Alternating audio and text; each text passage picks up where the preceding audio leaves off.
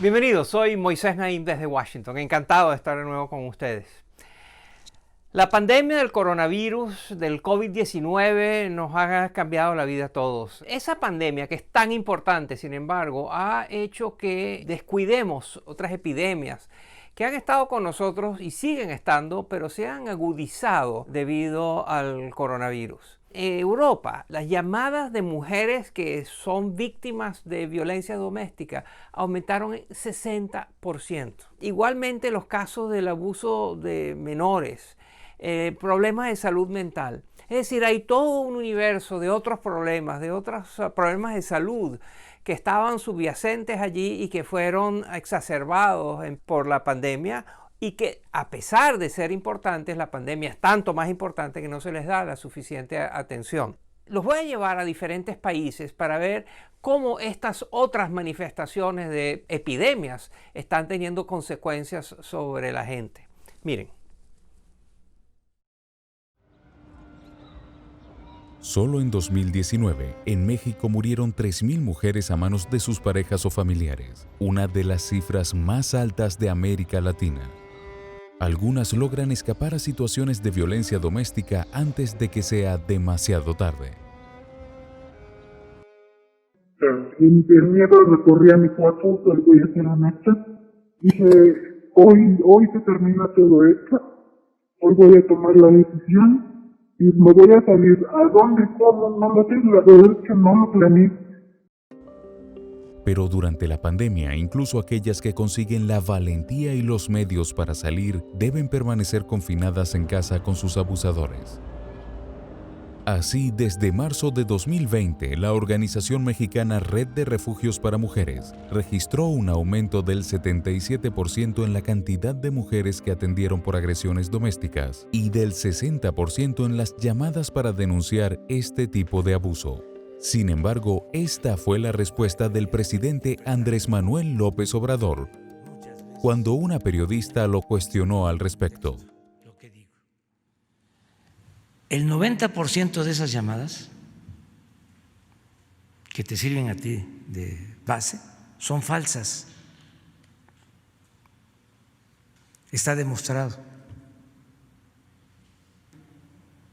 Entonces, vamos nosotros a continuar defendiendo, protegiendo a las mujeres.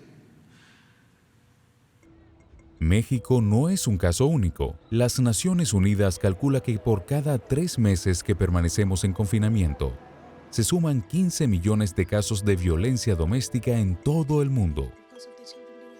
Y esa cifra incluye a otro tipo de víctimas más silenciosa: los niños.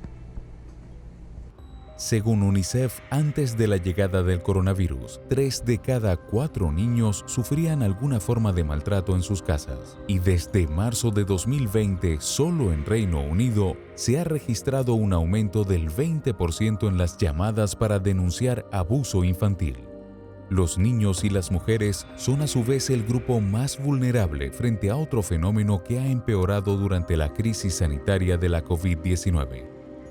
La trata de personas. Hablamos con el representante de la Oficina de las Naciones Unidas contra la Droga y el Delito en Colombia, Pierre Lapac. Dado los cierres de colegios, desalojamientos y necesidad de alimentación, las redes de crimen organizado, que son muy activas, han encontrado el escenario propicio para la explotación de personas, principalmente aquellas en situación de extrema necesidad. A su vez, han percibido una reducción en la capacidad de respuesta de los operadores de justicia por razón del confinamiento y, por ende, espacio para desarrollar sus actividades criminales y menores riesgos de captura y enjuiciamiento. Lamentablemente, mientras las medidas para contener el virus sigan generando pérdida de empleos, es probable que aumente el número de personas vulnerables a estos agentes malignos.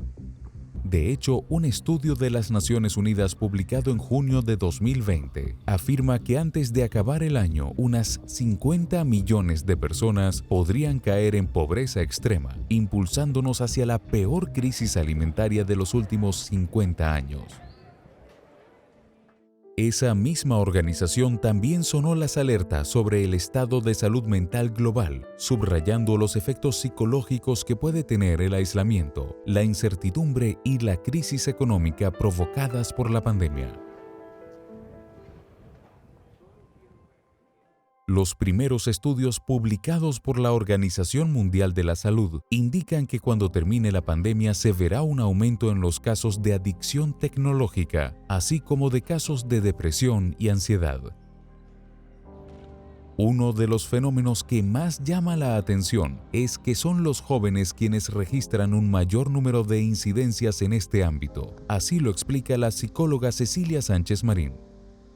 El por qué las personas de mayor edad están llevando mejor esta situación a nivel de psicológico, pues posiblemente es porque también a lo largo de su vida han ido generando recursos psicológicos que a lo mejor la gente más joven aún no tiene.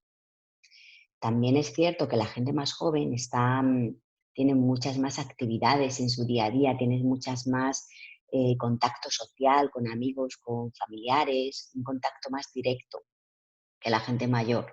Entonces, al privarles de ese contacto social a la gente joven, pues su estado de ánimo ha bajado, su nivel de felicidad, su sensación de pérdida de libertad. Ante este panorama, hay iniciativas asequibles que buscan ofrecer apoyo, como terapeutas y grupos en línea. En Canadá, por ejemplo, una empresa telefónica está regalando celulares prepagos para ayudar a mujeres a denunciar maltrato doméstico. Pero para remediar estas crisis tan diversas de manera efectiva, los gobiernos deben comenzar por reconocer la gravedad de la situación y priorizar la implementación de programas de prevención y respuesta. De lo contrario, las consecuencias se seguirán sintiendo durante años, incluso una vez finalizada la pandemia.